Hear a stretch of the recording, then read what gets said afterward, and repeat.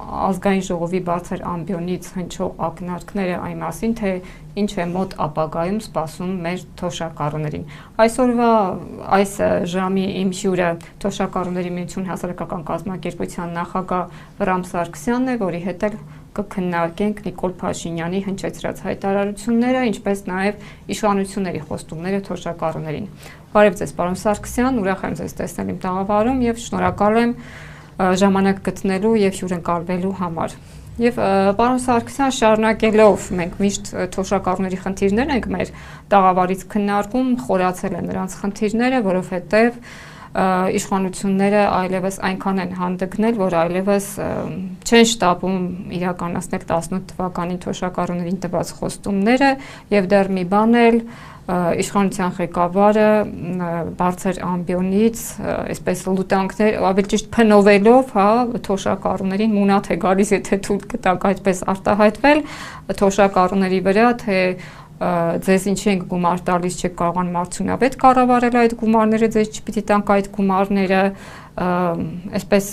մեղադրում է, որ թոշակառուները բեռ են դարձել բյուջեի վրա, որովհետև հենց 63 տարեկանը լրանում է, ասում են վերջ, մենք այլևս չենք աշխատելու, անցնում ենք թոշակի եւ պետությունից թոշակ են պահանջում, այսինքն արդեն այդ լեզվով է Նիկոլ Փաշինյանը իր հավատարիմ եւ ոչ հավատարիմ մարդիկ, ովքեր իմացել են, թե ով է իրականնա, այդպես է դիմում արդեն իշխանությունը իր թոշակառուներին։ Եվ ամսի 3-ին ազգային ժողովի ամբիոնից Հայաստանի Հանրապետության եկող տարվա բյուջեի քննարկման ժամանակ Փաշինյանը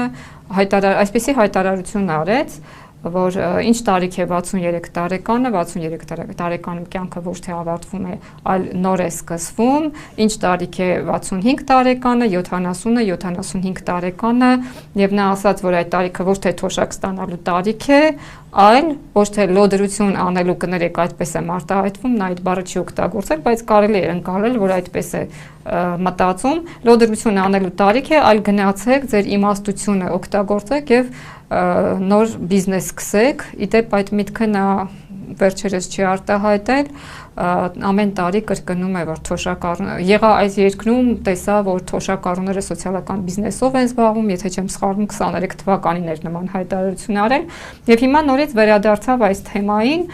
փորձագետները ասում են, որ բյուջեում այլևս գումար չի մնացել, դրա այսքան գումարը նվազել է եւ թոշակառուներին այլևս չի բավարարում թոշակ տալու համար, դրա համար են նման հայտարարությունները եւ սա նաեւ ակնարկ է այն մասին, որ բարձրացնելու են թոշակի շեմը, օրինակ 75 տարեկանից մարդիկ սկսեն, իսկ միջև դա բիզնեսով զբաղվեն։ Մի քիչ երկար եղավ նախաբանս, բայց դուք որպես նաև թոշակառու եւ թոշակառուների միության այդ համայնքին համախմբող հասարակական կազմակերպության ղեկավար ինչ եք մտածում սրա մասին։ Գուցե այս մարդը իսկապես ճիշտ է ասում եւ 63 տարեկանում հայ տղամարդիկ կանայք այնքան առույգ են, այնքան փորձառություն ունեն, որ կարող են բիզնես սկսել եւ իրենց աշխատավարձը կուտակելով ներդրումներ անել այդ բիզնեսում։ Ողջույն ձեզ Տիկին Ասլանյան, ողջունում եմ ես ձեր հղումները, եթե գանք մենք վերջից, այսօր մի հատ հետաքրքիր հաղորդում նայեցի Ալիևի, Փաշինյանի, Տրամպի հանդիպումից, Տրամպին ասեցին ձեր հանդիպումը այսինչ ղեկավարների հետ հիշում եք, հիմա ինչ արդյունք կա, ասում է ինչի ես այդպես բան եմ ասել, ես այդ ձեր մարդկանց հետ հանդիպել եմ, հասկանում եք, նույն բանը հիմա բերենք Փաշինյանի վրա, ինչը որ իրան պետք չի, ինքը միանգամից հերկում է, ինչը որ իրան պետք է, նայեք, ասեցիք 23 թվականին էր նույն հայտարարությունն արել, ինչ հիմա չէ, որ 63 տարիքը տարիք չի։ Բիզնես դնելու տարիք է։ Ես մի կողմից համաձայն եմ, բայց որոշ տոկոսային առումով, քանի որ մարդը, երբ որ մարդը, ոնց ասեմ, ինքը շատ կպած է իր գործին, աշխատում այդ տարիքում, ու հանգարցակի իրան կտրում են, ասում են դու վաղվանից չես գալու, որովհետև թոշակ ես, քո տարիքը լրացել է։ Իրա մեջ այդ ավյունը կա, բայց երբ որ մնում է մի քանի ժամանակ, 6 ամիս թեկուզ, ինքը տրվում է տան գործերին, հայատումն արդի խաղալուն, Սովորում շրջապատին արդեն լոդրանում է, հասկանում եք,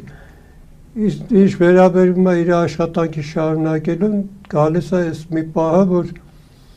իրան դուրս են անում, որ ընդունեն ջահելի։ Ուզում եմ ասեմ, աշխատանքային տեղերը այնքան շատ չեն, որ այդ թոշակառուի կարիքը հիմիկվա դրությամբ զգան։ Քաղաքում ոնց նայում ես, մարդիկ ման են գալի, աշխատանք չկա աշխատանք։ Եղածն է տալիս են հնդիկներին, այլ երկրից եկածներին, դրանք լինեն թեկուզ ժուրնալիստներ, թեկուզ այցիշտիկներ եւ այլը։ Սենց ասած տեղի բնակչությանը աշխատանք չի մնում։ Դրա համար էլ Փաշինյանը Այսքան գրավիչ աշխատանք չկա, օրինակ հնդիկների համար կարող է այդ աշխատանքը գրավիչ է, բայց հայերի համար չէ, որտեղ օրինակ ցածր աշխատավարձ են եւ նվաստացուցիչ պայմաններ են։ Այսինքն արժանապատիվ, հա, աշխատատեղեր։ Արժանապատիվ աշխատատեղեր չկա, որովհետեւ մարդը մասնագետ է, ինքը իր մասնագիտության, ոնց ասեմ, մասնագիտությունից լաչսառած իրան առաջարկում են թոշակի գնալ, կամ է կարող է լավագույն դեպքում ասել,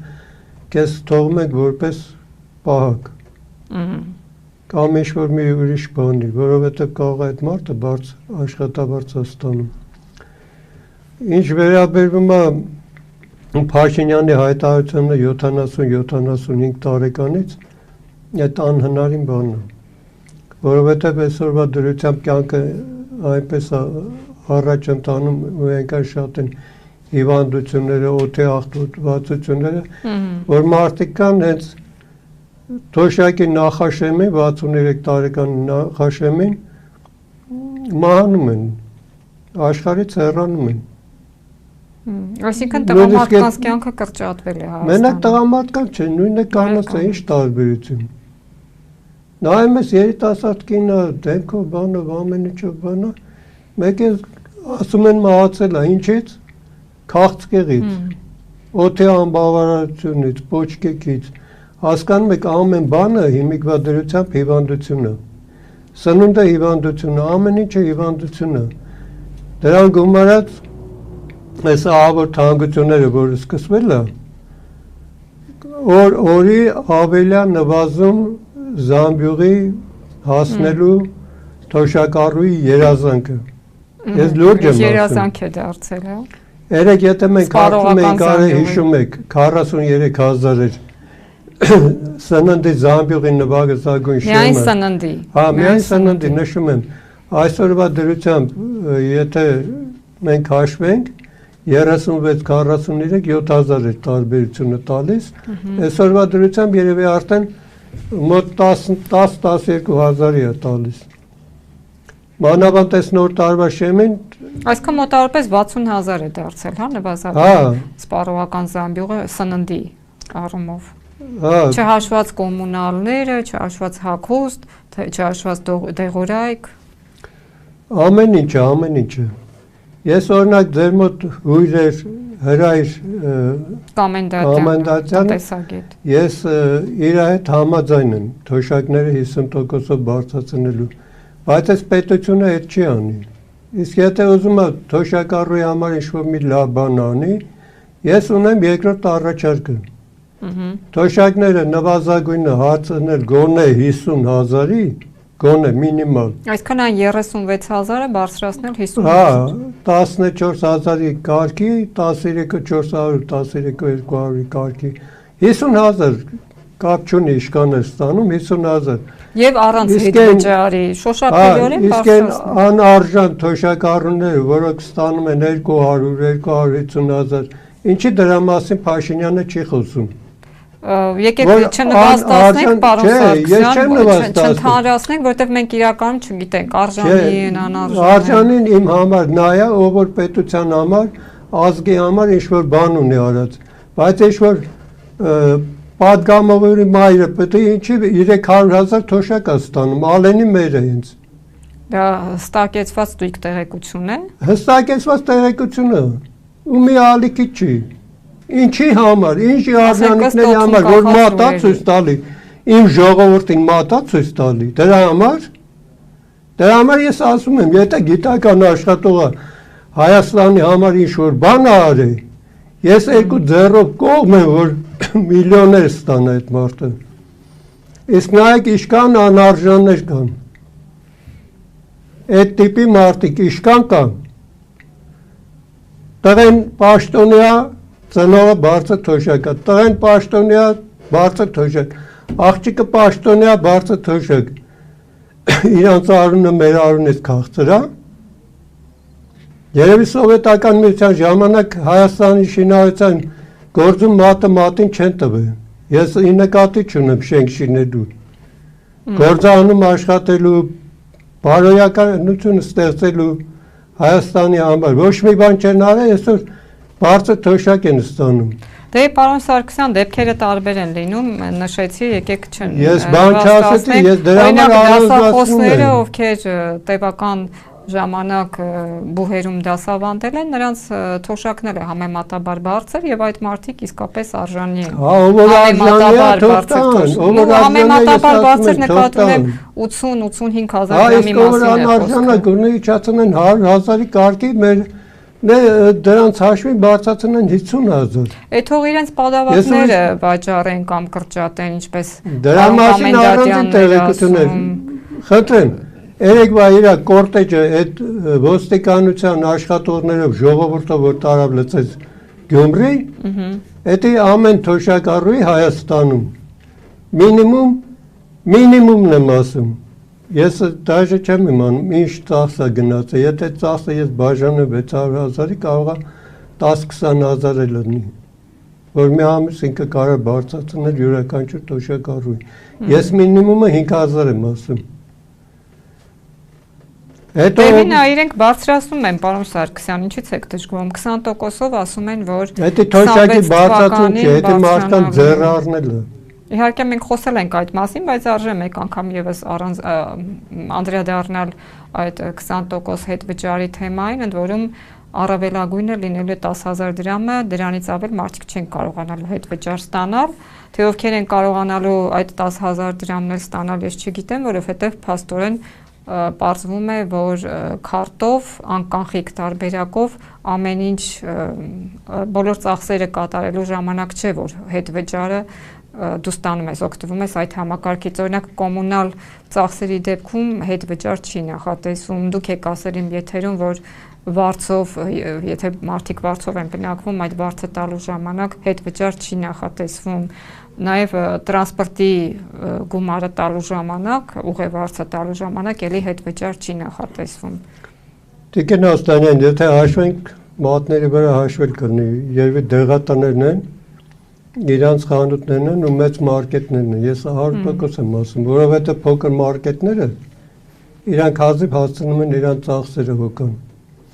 Փոքր մարքետներ կան, որ մոտավորապես 6-7 աշխատող ունեն։ Իրանց աշխատավարձը պետական հարկերը մուծելը եւ նույն հիմա այդ վճարային ուղարկեն, դրանք հաշվի չեն առնվում։ Դրանք համարվում են միջին եւ ցածր բիզնես։ Օրինակ գյուղմթերքների շուկայում էլ ՀԴՄ կտրոնով առևտուր չի իրականացվում եւ քարտով նույնպես առևտուր չի իրականացվում, այսինքն եթե գյուղմթերքների շուկայում էլ առևտուր անեն, ելի հետ վճար չի լինելու։ Չէ, հիմա նայեք, քարտային համակարգեր մարդիկ կան օգտագործում են, բայց իրանցը քանի որ լինելով ԱՁ գնում է ոնց ասեմ այդ բանը հարկային ինչ որ գումար, մնացածը գնում է իրանց քարտի վրա, որը իրանք ծախսում են, դե թոշակառուն ոչ մի կոպեկ հետ վճարային չի ստանում։ Հետո այդ վճարայինը ընդհանրապես ինքը կապիկություն է։ Տալիս ես արձեն մարդուն տուր, ոչ թե 20% խաղալիք էլի։ Կա աշխարհում նման նախադեպ, որտեղ օրինակ հետ վճարով թոշակ են բարձրացնում։ Տարածաշրջանը պարզեցինք, որ չկա, ոչ Վրաստանում է այդ համակարգը գործում, ոչ մեր թշնամի Ադրբեջանում է գործում։ Ես ասում եմ, ես հորգուրս տղան, ինքը Վրաստանի քաղաքացի է, ես Հայաստանի։ Նույն ձևի նույն չափի թոշակով գնացել ենք 7 տարի առաջ թոշակի նոյեմբերի 14-ի ծնունդիկն է, 16-ին է ես եմ։ Նույն ձևի գնացել ենք, ինքը հիմա ստացվում է որպես 70 տարեկան է 14,000 ավելացրին, 56,000 էր բարձացել, իմն էլ պետք է արդեն այդքան 3,000 գումարում ես, 15,000, նու 52,000 հագցենք։ Իրանը 56 էր բարձացել, այս տարի 14,000-ը որպես 70 տարեկան լրացած, արդեն եկա ամիսը 70,000 պետք է ստանա։ 26 թվականից։ Չէ, արդեն ստանա։ Իրա ծնունդը արել է, երկրորդ օրը գնացել է, այսինքն դեկտեմբերին է արդեն 70,000 փող է ստացել։ Երեք եմ զրուցել հետո։ Ինձ դեղ էր պետք, ճիշտն ասած, Վրաստանից, որի արժեքը մեր մոտ կազմում է մոտ 20,000, իրանց մոտ 8,000-ը։ Այդքան մեծ տարբերությամբ։ Հա։ Այսքան հերիք չէ, որ թոշակառուները բարձր համեմատաբար, երևի թե նույն պայմաններով եք գնացել, ես չգիտեմ, նույն ստաժային, այսինքն հավասար, հա, ինչպես նշեցի։ Հերիք չէ, որ թոշակը բարձր է, գներն էլ ցածր են։ Մի 500 դրամի տարբերություն է եղել, որ մենք թոշակ են գնացել, Իրանը մի քիչ ավել է եղել։ Հիմա չեմ ուզում իհարկե ոգևորել մեր թոշակառուներին, որ գնան Վրաստանում բնակվեն, սա իհարկե կատակ է, բայց պահանջատեր լինենք, որտեղ այդ ինչպես է հնարավոր է հարևան երկրում Վրաստանում, ընդ որում ժամանակին Փաշինյանի իշխանությունը գլուխ էր գովում, հիշում եք, որ Վրաստանի կարծեմ նախագահը թե նախարարներից մեկն էլ մատ էր թափ տվել սրանց վրա, թե չհամեմատեք հանկարծ, սրանք ասում էին մեր տնտեսությունը հավասարվել է, տնտեսական աճը հավասարվել է Վրաստանի տնտեսական աճին, բայց տեսեք, որ այնտեղ թոշակառուների թոշակն է բարձր, գները այնքան բարձր չեն, համենայն դեպս դեղորայքի, հա, որը շատ կարևոր էր նակ տարիքով մարդկանց համար, իրենց առողջությունը վերահսկելու, պահպանելու առումով, եւ այդպիսի արտոնյալ մեր թոշակառուների համեմատ պայմաններում են այնտեղ ապրում մարդիկ, պահանջատեր լինել, որպեսզի մեզ մոտ եւս ապահովեն, եթե դու համարում ես, որ քո տնտեսությունը մրցակից է Վրաստանի տնտեսությանը, ապա բարի եղիր ապահովել նույն պայմանները, ինչ որ այնտեղ են ապահովում, սոցիալապես, սոցիալական խավերին։ Անցած անգամ եմ նշել, այս անգամ կնշեմ այդ դեղորայքի համար։ Նու մարդիկ կարող չեն հասկացել կամ ուշադիր չեն եղել։ Ես ասեմ, Վրաստանը նաև տարին մի անգամ 60-70,000 մեր դրամով այդ կարգի չափով թոշակառուին դեղի փող է տալիս։ Ինքը այդ դեղի փողը կարա ծախսի միայն դեղատներում։ Թոշակից անկախ նաև Թոշակից անկախ 70 խոսքի 50,000-ը գցենք դեղի փող է տալիս, բայց այնտեղ շատ է, իշքան գիտեմ 100 քանից է մեր փողով գալիս, այդ կարամ ճշտեմ էլի, բան չի։ Այդ փողը ինքը տալիս է ու այդ փողը առանձին նստում է այդ մարդու հաշվի վրա, խոսքի հենց իմ որքույր տղի օրինակի վրա բերեմ, Կազարյանը Ռուբեն խորենի իրա տարածքային ապտեկաներում, տեղատներում, որտեղ ինքը մնում է, խոսքի մնում է Բանգլադեշում, Բանգլադեշի տեղատները, ինքը գլդանում է մնում, կարճ ասած գլդանում լյուբո տեղատում մտնում է, յուրական որ դեղատունը ուզում է մտնում է, անուն ազգանունը տալիս է, դեղը ուզում է, անուն ազգանունը տալիս է, նայում է, որ գումարը կա, դեղը տալիս են, դե ինքը որ առնում է, գումարը մաշնում է։ Այսքան պետությունը սուբսիդավորում է։ Հատենում են գումարը արկայա, տալիս են։ Պետությունը նաև տենց է սուբսիդավորում։ Այստեղ գրում են, որ Վրաստանում նաև տրանսպորտն է անվճար, ովքեր որ հետևում են մեր եթերին, օգտատերից մեկը գրում է, որ այնտեղ թոշակառուների համար իհարկե տրանսպորտը անվճար է, թոշակը 2.5 անգամ բարձր է, քան Հայաստանում, միայնակ թոշակառուները բարձր թոշակ են ստանում եւ գումարած դուք ասում եք դեղի օգնություն իրենք գրել են մթերքների համար առանցին գումար են տալիս չգիտեմ այդ մարդը երևի Վրաստանում է եղել կամ այնտեղ է ապրում եւ այսպիսի մեկնաբանություն է թողել անդրադառնալով Վրաստանում թոշակառուների կենսակերպին իհարկե այդ գրողը թողինձների բայց ինքը ստում է այսքան անվճար չէ տրանսպորտը չէ Ես մթերքի կարող է ինչ-որ տեսակներ, բայց Գուցե ոչ թե ստում, այլ տեղեկացված չէ։ Չէ, Դե հիմա եթե ասել եմ Բայց ես եւս լսել եմ, որ Վրաստանում թոշակառուների համար ես ասում եմ ինչ կարգով է իրանց մոտ։ Ինքը օգտվում է, ես գիտեմ։ Ինքը ունի նաև հիվանդության կարգ։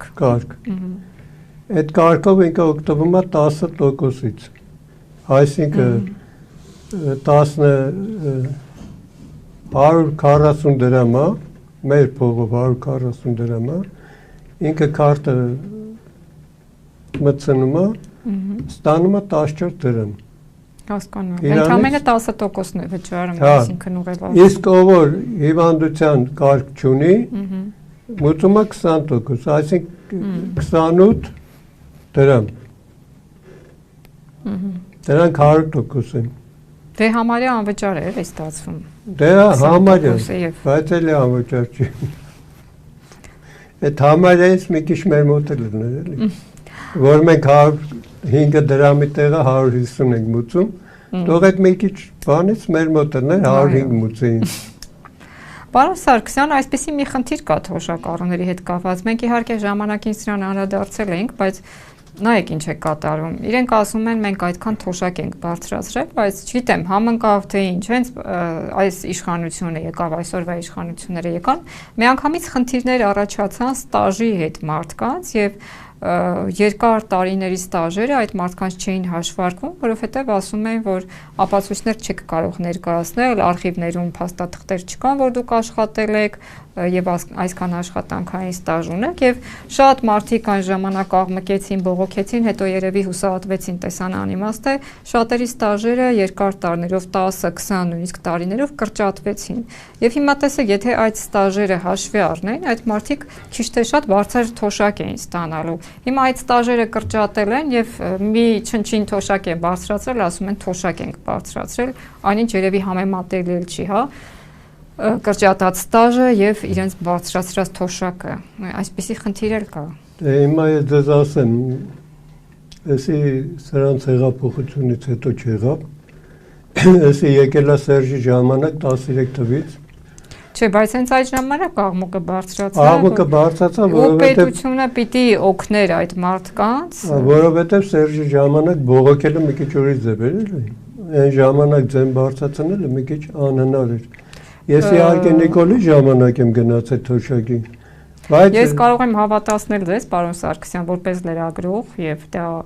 անխախտ է, վստահեցնում եմ ձեզ, այն ժամանակ ինչ որ խնդիր որ բարձրաձայնում ենք, այդ խնդրին անդրադառնում ենք, քննարկումներ են լինում, այնպես որ եկեք այսօրվա մասին խոսենք։ Դե ես ասում եմ մարդիկ երևի վախեցել են, մինչև լրագրող չի ասում։ Չէ, վախենում, լավ էլ գնում էին, բողոքի ակցիաներ էին անում։ Ես հիշում եմ նույնիսկ տնտեսվարողների բողոքների ակցիաները այժմ դիմաց եւ իշխանությունները տեղի էին տալիս։ Իսկ հիմա այդպիսի բան չկա։ Ես տեղյակ չեմ, բայց 13 թվին որ բաներում, ոնց են ասում, արխիվներում հեղափոխությունը կատարվի, դա 100%։ Հենց այդ հեղափոխություններից մեկը էր, որ որոշ հիմնարկներ, որոնք գոյություն չունեին, պահանջեցին կրկնակի, որ թոշակի գնացողը բան բերի, թուղթ բերի, որ այդ հիմնարկում աշխատել է։ Իմ հետ էլ նույնը կատարվել, ես 5 տարվա ստաժ եմ կորցրել։ Աշխատելով գրախանութում կնիքը կա, ամեն ինչը կա, աշխատանքային գրքույկում, իմ թոշակը չհաշվեցին։ Այդ տարիները 5 տարին, ասացի, բա ինչ պետք է անեմ, ասեն դատի տուր։ Հետաքրքրվա, ուրեմն մի դատը տևում է մոտավորապես 3-4 տարի։ Այդքան շատ են հերթերը։ Հենց անձամբ թոշակի գծով։ Հա, բայց 3-4 տարում ինչքան գումար պիտի ծախսեիք, դատական ծախսերը բա։ Դե իրանք հերթ են դնում, երբ որ գալիս է ժամանակը եւ վաղ կանչում են։ 3-4 տարի հետո կարող է գալ։ Դե բացի դա նաև պետական տուրքը սրանք բարձրացրեցին, նախկին 4000 դրամի փոխարեն, եթե չեմ սխալվում, դարձավ 20000, թե 50000 դրամ։ Դրանք ճիշտն ասած, ես վարձով եմ մնում այդ Թուրքիայից տեղյակ։ Չէ, ինչ խոսք, պարզապես ինչի մասին է խոսքը։ Ուզում եմ ասել, եթե այդքան շատ էին մտահոգվում թոշակառուի մասին, թող իրենք ինչով են զբաղված, հա, իրենք գնային, փորձեին փնտրել, ինչ որ այդպիսի աշխատատեղեր եղել են, այսինքն օգնեն, հա, ոչ թե թոշակառուն այդ հարցով եւս միայնակ մնար եւ ստիպված համակերպել, օրինակ դուք ասում եք 5 տարի կորցրել եք եւ համակերպել եք այդ 5 տարի կորցնելու հետ, իսկ 5 տարվա համար ինչքան գումար եք կորցրել ամսական։ 5000 երևի։ Եվ հիմա ձեզ այդ 5000-ը ներկայացնում են որպես թոշակի բարձրացում։ Դրա մասին է խոսքը։ Հա, ես ձեզ հասկացա։ Հիմա որ նորից գնանք Վրաստան, իրանց մոտ ոնց է թոշակի գնում։ Ես իշքան հիշում եմ 2 անգամ ասել եմ, այսի երրորդն է, այլ չեմ ասել։ Չէ, տեղն եկած ժամանակ պետք է ասել։ Եկավ տարիքը, իրանց մոտ 65-ից է, նախ եւ առաջ ասեմ։ Շեմա ավելի բարձր է։ Մոռացել եմ, իրանց մոտ 65-ից է։ Եկավ տարիքը, տվյալ անձը, որ թոշակավորման գնում, տանում ամենակ անձնագիրը տալիս է, անձնագիրը կոպիա են անում,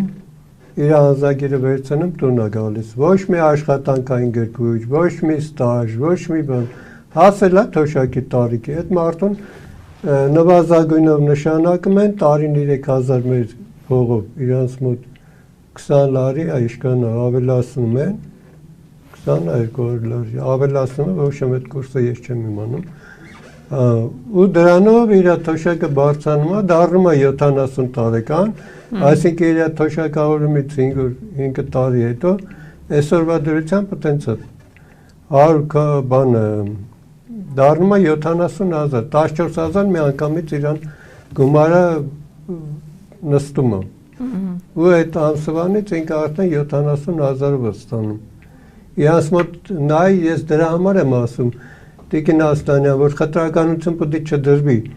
Պետք է այն բարձր շեմը, ով որ արժանի չի, նորից եմ կրկնում, իջացվի, այս թոշակները բարձրացվի մինիմում 50000, մինիմում։ Լավ, իսկ դուք ասացիք, որ ողջունում եք։ Ասացիք ողջունում եք բիզնես դնելու գաղափարը, ինչպես եք պատկերացնում։ Եթե մարդը հնարավորություն ունենա բիզնես դնելու, ինձ թվում է 40-30 տարեկանից դա իր բիզնեսը կդնի, վերջին հաշվով դուք ինչպես նշեցիք, մարդկանց կյանքը կարճացել է։ 63 կամ 65 տարեկանում բիզնես դնելով ինչ երաշխիքներ ունեք, որ այդ նախաձեռնությունը կհաջողվի, եւ վերջին հաշվով մի այսպիսի հարց, ձեր կարծիքով ինչի է այսպիսի հայտարարություններ անում։ Մտքին ինչ կա։ Ես շատ կարճ պատասխանեմ, եթե մարդը բիզնեսի ջիղ ունի, ինքը չի սպասի, որ 63 տարեկանում խոսքի ինչ-որ հիմնարկում եղել է հաշվապահ, դուրս եկա, գնաց ու բիզնես սկսեց դնել։ Բիզնես դնողը չի գնա ուրիշի ձեռի տակ աշխատի, դա 100%։ Ինքն իր բիզնեսը կդնի։ Ես հիմա գրքերի վերանորոգում եմ անում, այս մի 20-30 տարի այդ գործը անում եմ։ Ես չեմ սպասել թոշակի գնամ, նոր այդ գործը դնեմ։ Հա։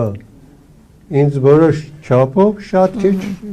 նյութական է բերում, բայց որոշ չափով օգնում է գոնե տանվարձ տալ։ Ինչ-որ մի փոքր այն չունևորից ավել սնվեց, չունևոր ասածից, որը խոսքի զամբյուղը 43000 է, 42000, թոշակը 36000 է։ Դրանից ես մի փոքր խոսքի զամբյուղը 43 է, ես 50 եմ սնում, ես եմ ասում։ Դե հասկանալի է, որ անհնարին բանի մասին էր խոսում, ձեր կարծիքով ինչի է այսպիսի հայտարարություններ անում, մտքին ինչ կա։ Ինչ նոր փորձություն է սպասում մեր թոշակառուներին։ Եկեք մի քիչ ավելի հեռվից գանք, երևի ինքը ինչ-որ մի փոքր վախել ունի այս ընտրությունների համար նոր եկող։ Ու ես ասեմ, ես ձեր որպես թոշակառուների նախագահ, Միչայլոց ասեմ, կապ չունի, հաշմանդամը տարիքը թոշակի չի եւ այլն, լրիվ հաշմանդամներն էլ են ջահել իմ թոշակառուները, տարեցներն էլ։ Ինքը sense մտավախություն ունի, եւ մյուս տարի ինքը զգում է, որ կարող է չմնա, ուզում է ամեն խավի կպնի։ Այդ կպնելով ինչ է դուրս գալի, ես ես վերջերս նկատել եմ մանավանդ այս մի ամսվա մեջ։ Թոշակառուների, թոշակների մասի շատերն են խոսում, կուսակցական, անկուսակցական, լրիվ դառել են սրտացավ թոշակառուների հանդեպ։ Դե որտեվ իշխանությունը օրակարգ է դարձրել այդ թեման։ Հա, դե ես ասեմ, կուսակցությանը, հենց կուսակցություններին եմ դիմում։ որ դուք շահարկում եք մեր թոշակառուների ապրելակերպը, ապրելավարքը, ես շատ գիտեմ, օրակարգը եւ այլն եւ այլն։ Այսքան ժամանակ ես չեմ տեսել մի հատ հարուստ, մի հատ կուսակցություն 10 հատ անվասայլակ առնի տա այդ ջահել մեր հաշմանդամ տղեկին։ Գուցե տվել են տեղյակ չեք, պարոն Սարգսյան, կարող եք մեր եթերից հորդորել, որ եթե այդպեսի բան կա։ Ես չգիտեմ, բայց իմ ականջին չի ասել։ Իրական բարեգործությունն էլ ուր է արվում։ Հա, բայց ես ասեմ, եթե մի կուսակցություն ինչ-որ մի հատ լուցկուչով շարժում է դեպի դրականը, ինքը իրան ճղում է, ասենց ասենք։ Հա, ներկայ։ Շունում է լոզունգ։ Ես այդ չեմ տեսել, արեք տենանք։ Այսինքն եք ասել միայն խոստումներով չպետք է առաջնորդել։ Հա, մարդիկ կան, օնկոլոգ հիվանդներ են, թոշակառու են, կլինի ջահել հաշմանդամ կամ ծեր։ Մեկին տարեք մի լավություն արեք, դեղորայք տվեք, տարեք փողը մուծեք։ Այսքան ռոլիկներ են ֆռում համացանցում, որ երեխեն փողը գտնում է հարուստի տալիս է հարուստին, հարուստը անում է էլի մի բան տալիս է այդ երեխին։ Դուք ինչ եք մեր անունը շահագործում։ Ես չեմ ուզում մեր անունը ինչ-որ կուսակցություն շահագործի, քննարկի, կպնի, անում եք արեք։ Ես ում համար ինչ արել եմ, ինչ արդյունք է հասել եմ, մի կոպեկ չեմ վերցրել, թող գա մեկն ու մեկը ասի, որ մի հատ հարց ես լուծել եմ տանջանքով, ու մի կոպեկ փող եմ վերցրել։ Դե պարոն Սարգսյան 18-ին էլ թոշակառուների վիճակը շահարկելով իհարկե եկան եւ շատ թոշակառուներ գնացին իրենց քվեն դրանից ոգևորվելով, ոգեշնչվելով, խանդավառվելով գնացին իրենց քվեն տվեցին այս իշխանություններին, բայց հիմա գոնե դուք, հա, ձեր սոցիալական խմբին օրինակ ներկայացրեք, ինչ եք կարծում, էլի կգնան կընտրեն։ Էլի կհավատան իր խոստումներին, որ հեսա պարկերով փող է տալու, որպեսզի թոշակառուները բիզնես անեն, օրինակ կհավատան այդպիսի բաներին ու էլի կընտրեն։ Տիկին Աստանյան, հիմա ես ձեզ մի բան ասեմ, թող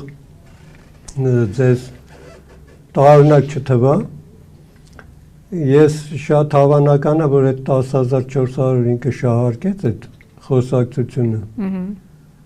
Նայեք հիմա քննարկում են, թե Փաշինյանն էս ասեց, Փաշինյանն ասեց, դրել են տոկոսի տակ, շատ հնարավոր է, որ այդ 10,400-ը Փաշինյանը նախընտրական շեմին, դա կլինի մարտ ամիս, մայիս, կարող է փետրվար, մարտ, ապրիլ, մայիս, այդ 4 ամսվա մեջ մի օր ամբիոնից ելույթ ունենա, ասի հունիսի 1-ից կամ մայիսի 1-ից 10,000-ով թոշակը բարձրացնում ենք, շինում ենք կամ էլ 50,000։ Լուրջ եմ ասում։ Բայց իրենք արդեն 26 թվականի համար նախատեսել են 20% հետավճարով։ Որ մի իրախոսն է ճիշտ եղել։ Այսքան հերթական սուտ է ասի, չէ, հերթական սուտը չի ասի, ինքը կբարձրացնի 10,000 եթե 600,000 թոշակառու կա, 100,000-ը մինիմում իր կողմ են թեքվելու։ Որովհետև ինչի հաշվին պիտի բարձրացնի, եթե բյուջեի չեմ իմանում ինչի հաշվին, հաշիվները ընդ շատ կան, շատ կան։ Շատ կան։ Չեմ կարծում այդպիսի բան լինի, պարոն Սարգսյան, իհարկե ժամանակը կգա կտեսնենք, բայց ինքը սովոր է խոսքով կերակրել եւ մեր թոշակառուներն էլ միամիտ որպես խումբ հավատում են, տեսեք շատերը նույնիսկ գաղափար չունեն, շատերը ինչ բան է հետվճար եւ 20% թոշակի բարձրացում անունը լսելով հիմա նստած ուրախացած սպասում են, որ 2026 թվականի հունվարից իրենց եղած թոշակի վրա իրենք շոշափելու են այդ փողը 20% գումար է ավելանալու։ Օրինակ 50,000 գումար ստացողը մտածում է, որ 60,000 է դառնալու իր թոշակը։ Դե 60,000 չի դառնում, հա, իրանք չեն հասկանում, որ այդ պետք է իրանք նախ եւ առաջ գնան առևտուր անեն։ Իսկ եկուտ չեմ ուսորը կար ասենց մի հատ հրաման, ասի ով որ հետ վճարայինը առևտուր անում, խոսքի սիտիա կամ ապտեկը, դեղատունը եւ այլն, պետք է անպայման ներկայացնի նաեւ անձնագիր։ Այդ թոշակի քարտը 0 է, ոնց որ Ես վրամ Ստեփանի Սարգսյանս իմ թոշակի քարտով գնում եմ, տալիս եմ, ասում են, չէ, եսի քո քարտը չի, ինչ պետք է անեմ։ Որ հաստատեմ, ուրեմն հաստատուկ պետք է ներկայացնեմ, չէ։ Լավ, եկեք ամփոփենք, պարոն Սարգսյան, մեր եթերը, ինչ սպասելիքներ ունեք եւ ինչ տրամադրվածությամբ ենք գնալու 2026 թվական։ Ճիշտն ասած, ես օպտիմիստ եմ, դեռևս մնացել եք լավատես, զարմանալի է։ Ես լավատես եմ, իմ սպասումներն են նա, որ այսօրվանից ես կոչ եմ անում, շուտով, այսինքն այս շաբաթից երևի կամ մյուս շաբաթվանից ես անձամբ առանձին ստորագրահավաք եմ կազմակերպելու, ոչ թե ստորագրահավաք, ավելի շուտ թոշակառուների միությունը արդեն գործելու է, զանգերով մարդկանց հետ հանդիպելով, որ դառնան մեր հասարակության անդամը, հասարակությունը, մեր թոշակառուների միությունը անդամավճար չի վերցնում, ուղղակի ինձ ավելի լավ կլիներ, որ յուրաքանչյուրը ունենար իմ այցեքարտը, խնդրում եմ ձեզ, ուղղակի հորդորում եմ նաև, որ ով ինչ խնդիր ունի, թող զանգահարի ինձ, իմ համարը միշտ գրվում է էկրաններին, հիմա էլ ես քննչեցնեմ 091 81 18 19 91 81 18 19 ամենա դժվար հարցերով է դիմեք։ Մենք կաշխատենք անել, ձեզանից ոչ մի գումար չի պահանջվի, ոչ մի ձևի ձեզ անհանգստություն չենք պատճառի։ Այսինքն իրենց խնդիրներով, հա, թոշակներին վերաբերող խնդիրներով, եւ այլ շատ բաներ կա։ Մարդիկ եղել են տարիներով թոշակ չեն ստացել, կարգավորել ենք։ Մի քանի դիմումով, մի անգամից չի ստացում, ես ձեզ խոսք չեմ տալի, որ դիմումը գրեցինք, պետք է ստացվի։ Միակ ձեր չարչարանքը, խնդրում եմ ձեզ, ինչ որ ես ձեզանից կուզեմ, դա վերաբերում է փաստաթղթերին, փաստաթղթերը կոպիա եք անում, այսինքն պատճենը հանում եք, 3 օրինակից, վերում տալիս եք ինձ, մնացածից ոչ մի բանից գործ չունեք։ Այսքանը այդ թեմայով, ինչ վերաբերվում է թոշակների բարձրացմանը, պետք է ժողովուրդը բողոքի այս տոկոսների դեմը, ասի, կապիկություն մի արեք, ծառից ծառ մի թռեք, այդ ջունգլիների վաղտը անցել է, եթե ավելացնում եք, 1000 եք ավելացնում, որը ձեր գլխին, 10,000 եք ավելացնում, բրավո ձեզ, իսկ եթե ոչ մի բան չեք անում, ապրեք դուք, այսքանը։ Եվ օգտատերերից մեկն էլ գրել է, որ ես իշխանություններից լավ բան չեմ սպասում, որքան գնաց ավելի վատացավ վիճակը եւ իրենց համար են, իրենց օգտին են աշխատում, ոչ թե թոշակառուի կարծում, սա թոշակառուների հավաքական կարծիք է նաեւ, այսինքն թող այս իշխանությունները իմանան, թե սոցիալական այդ խմբի ներկայացուցիչները, եթե падգամավորի կամ նախարարի կամ իշխանության որևէ անդամի բարեկամ չեն, հարազատ չեն, ծնող չեն, այլ թոշակառուներ են, ովքեր որևէ ձևով կախված չեն այս իշխանություններից, իրենք սարսափելի դժգոհ են եւ հասունացել է արդեն նրանց համբերությունը վերջացել է եւ հասունացել է ընդվզելու պահը։ Հուսանք, որ այդ ձևով կընդվզեն եւ գոնե իրենց քվեն 26 թվականին չեն տա նորից իրենց խափած իշխանությունը։ Հակոբ Հակոբյաններ, որ ասում են արդեն վառվում են մեր սրտերը, արդեն մարդ ենք մենք ձգտում։ Այո։ Կարծեմ, չեմ հիշում, պարոն Սարգսյան, դուք ավելի լավ կհիշեք դեպքերի։ Երևի տենց էլ անենք արգելի թոշակառուներ։ Մեզ փողոց է պետք դուրս գալ, բայց հիմա եղանակն էլ են չի։ Հետո ես այդ տարիքը ամեն ինչ հարգելով, լինելով այդ տարիքում, ձեր հիվանդությունները, ձեր հոգսերը հարգելով, գիտեմ, որ փողոց դուրս գալը դժվար է։ Բայց գոնե ձեր տներից միացեք ինձ, պայքարեք, հաղորդումներ անենք։ Տեկուս Հանրային կարծիք ձևավորեք։ հանրային կարծիք ձևավորենք, մարդիկ թոշակառուներին յուրաքանչյուր ստուդիաներում լավ ընդունում են։ Հա, իմիջայլոց ձեզ ասեմ, կարակ այդ ձեր առիթներից օգտվեք, թատրոնները, կինոները, բաները, թանգարանները, իրանք ունեն թոշակառուների անվճար մուտքի իրավունք, թոշակառուները ունեն անվճար մուտքի իրավունք, կարող եք հաճախել։ Այո, գոնե եթե ստամոքսը սոված է, գոնե հոգիներդ։ Հա, եթե բան ունեք, ոնց ասեմ, հավես ունեք, ուզում եք ինչ-որ բանով զբաղվել, մենակ ամբողջ օրը հեռուստացույցի դեմը չէ, կարող եք հաճախել, նախորդ կարող գնա գրանցվեք, հետևեք ցանկին, ինչ կինոյա գնում, ինչ թատրոնա գնում, ինչ օպերա գնում, ձեր համար ընդ միշտ պատրաստ եմ, այդ առավելությունը կա։ Կարող եք զույգերով գնալ, պարտադիր չի, անհատ մենակ ելնել գնալ։ Շնորհակալ եմ պարոն Սարգսյան, մենք կշարունակենք լուսաբանել թոշակառուների խնդիրները, հուսով եմ մեզ էլ չեք մեղադրի, ասեք թոշակառուների անունը մի շահարկեք, սա իհարկե կատակ էր, հարգելի թոշակառուներ, իրոք այն սոցիալական խումբն է, որը բավականին մեծ թիվ է կազմում Հայաստանի Հանրապետությունում եւ լավ կլինի, որպեսզի դուք եւս իրավագիտակցորեն բարձր լինեք եւ հասկանաք, թե ինչ է կատարվում մեր երկրում, սրտացավ լինեք եւ ձեր լուման ներդրեք նաեւ Հայաստանի Հանրապետությունը հայ ժողովրդին փրկելու